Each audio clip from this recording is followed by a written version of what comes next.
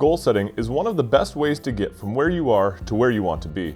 The problem is, most people make common mistakes when setting goals, which creates a much more difficult path to achievement than there needs to be.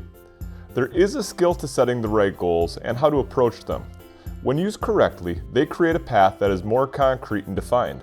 This generally creates the idea that it is easier to achieve your goal. I'm going to share with you a couple types and tips that can help you on your way to setting the goals.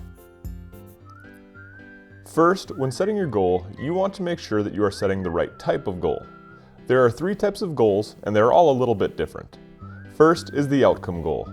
This type of goal is defined by the fact of either you do it or you don't, such as win the game, win the tournament, or make the team. This type of goal is one that you do not have a lot of control over. There are many factors outside of your control, such as opponents, referees, weather, or luck.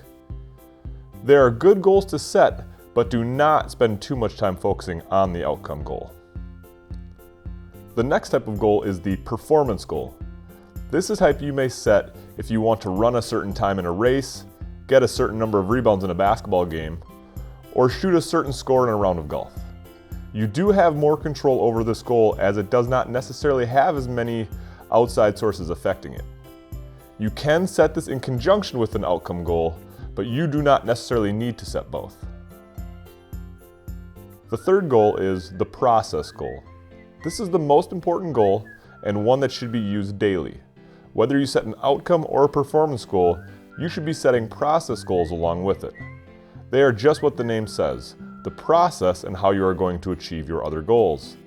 They should be goals such as, I'm going to make 100 jump shots at the end of practice, I'm going to hit 200 serves every day, or I'm going to practice all 3 of my pitches for 20 minutes every day.